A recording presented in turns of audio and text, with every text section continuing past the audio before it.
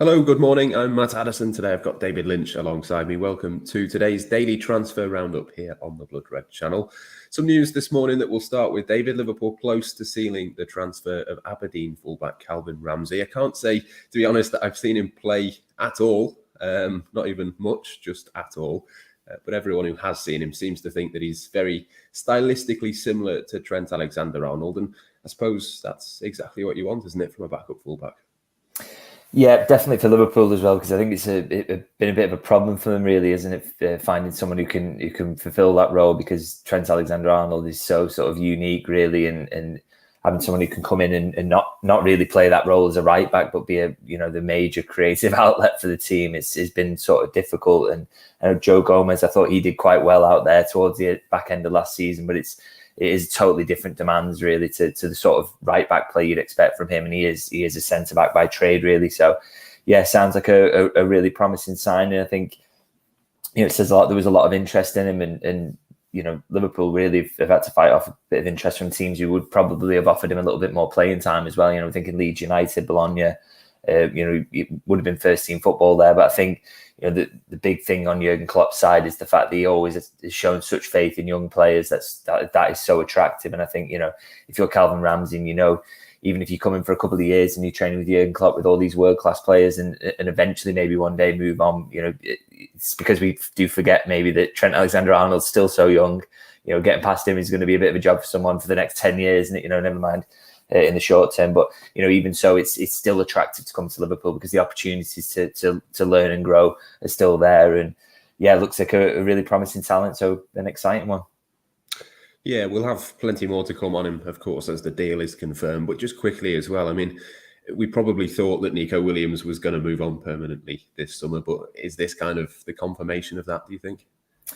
Yeah, I imagine that something's probably close on that front with Liverpool sort of sanctioned or moving closer to getting this deal done. To be honest, Liverpool would have been quite happy, I think, to sell Neco Williams last summer. I think the player himself would have been keen to go if they could have got a permanent move together. So there's just been a bit of a delay to that, but obviously having that stellar season at Fulham and really impressing there was a big thing to eventually seal a move. And a really talented player, and a shame really for Liverpool to lose him. But I think he's in that position now where, maybe where Calvin Ramsay will be in a few years, where he thinks, now is my time to go on and play regular senior football. And, I think he really did impress at Fulham. So it's good to see him get that move, yeah.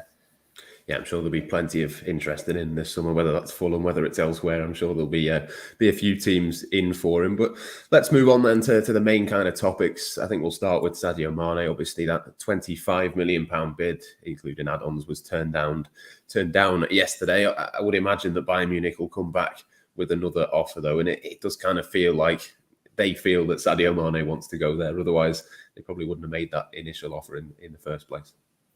Yeah, it seems to be sort of the situation whereby he's obviously just keen on a new challenge now. I don't think necessarily maybe unhappy at Liverpool or anything like that, but just he's getting to a point in his career where, maybe try a new league, try something new, go to, win some honours elsewhere and probably really attracted to him. And I know Bayern came in with that really low bid, but I think they'll have known that was just the opening salvo and that they'd need to go a little bit higher to that. I don't think Liverpool have made any secret either of the fact that they are willing to do business if the price gets up more towards the sort of 35-40 million mark, if you get a little bit closer to that from where they are now, and I think the deal will be done. But it's I don't think Liverpool will want this to drag on too long. I think the talk is obviously that they do want to sort of get a replacement in if Sadio Mane leaves, and it's the sooner they can get the money sorted on that front and know what they're working with, the better, really. So I think they'll be pushing Bayern to up that bid to something reasonable and try and get this wrapped up as quickly as possible. And I think actually from Bayern's side as well, it's worth doing that because,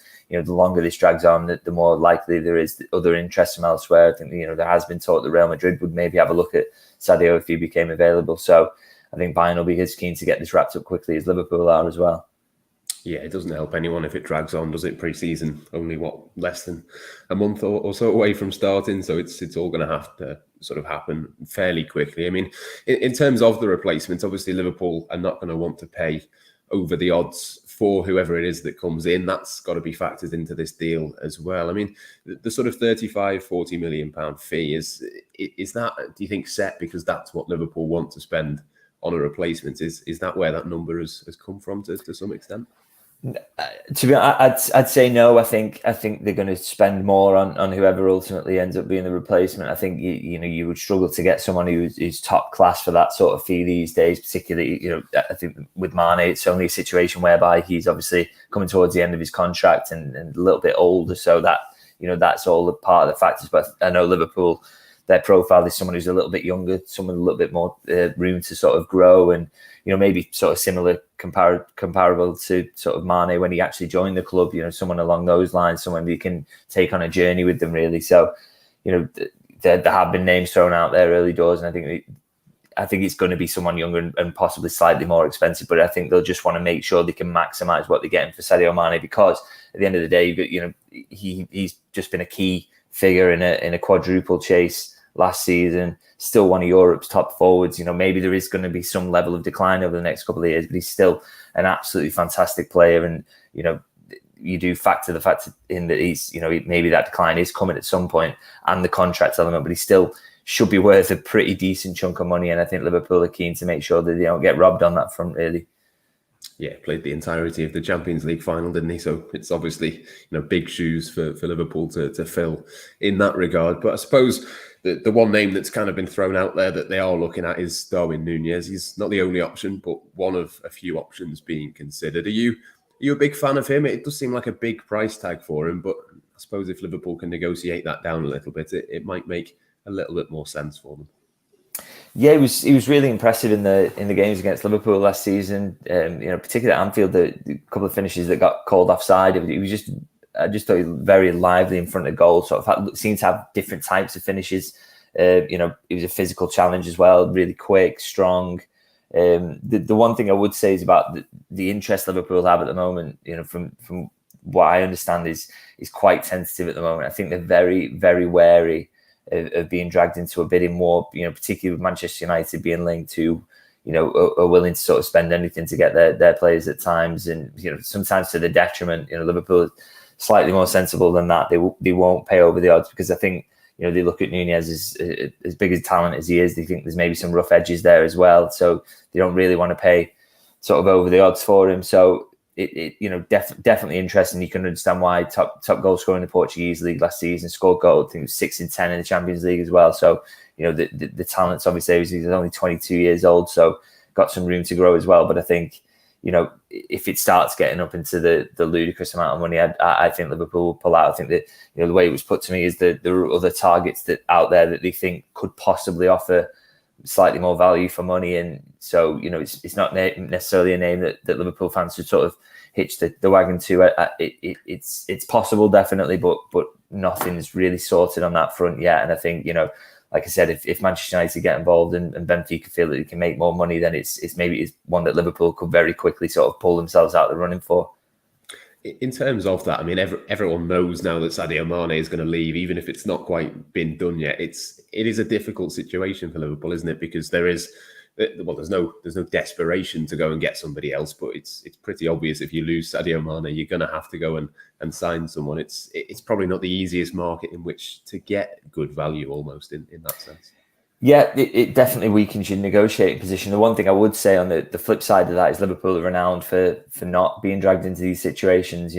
Some summers where you maybe thought, they definitely need to strengthen in that area, but they've not seen any value there. They've pulled out and maybe not signed a player. You think sometimes to the detriment of the team, but always seem to muddle through anyway. So they won't be sort of held over the coals. And I think, that sort of the fact that they've got a reputation for that over a number of years now really sort of strengthens their hand a little bit. I think, if things start getting stupid, they will pull out, they'll look elsewhere. And again, if they find that problem elsewhere, then maybe they don't sign someone this summer, or, they've shown a willingness to do that. I think they will sign someone this summer to replace Mane. I will say that. But I think, the fact they've shown a willingness before to maybe walk away from deals is something that will maybe make things a little easier for them to get a reasonable price for a replacement. Yeah, they can at least point to that, even if it's ultimately not going to be the case. Just lastly then, in terms of the sort of forward line, obviously Darwin Nunez is kind of a little bit more of a fixed number 9, can kind of play off the left-hand side as well. But I suppose he's certainly more traditional than the front three that Liverpool have had under Jurgen Klopp. Is that a sign, do you think, of the way that Liverpool are looking at this, or is it still the case that they could maybe go for a Diogo Jota type or someone who could play across all three positions? Yeah, I think his profile is probably the most interesting part about it, because, as you say, sort of not really similar to any of the options that Liverpool have got in that forward line at the moment. I think, with Sadio Mane going, you would think, okay, maybe they're going to try someone who plays in off that left or in the centre forward position, or, a bit of both or whatever. But I think, you look at that left-hand side now, is very crowded, isn't it? In terms of Luis Diaz seemed to lock that down towards the end of the season. Diogo Jota couldn't even get minutes out there, even though that's one of his more sort of natural positions along with centre forward.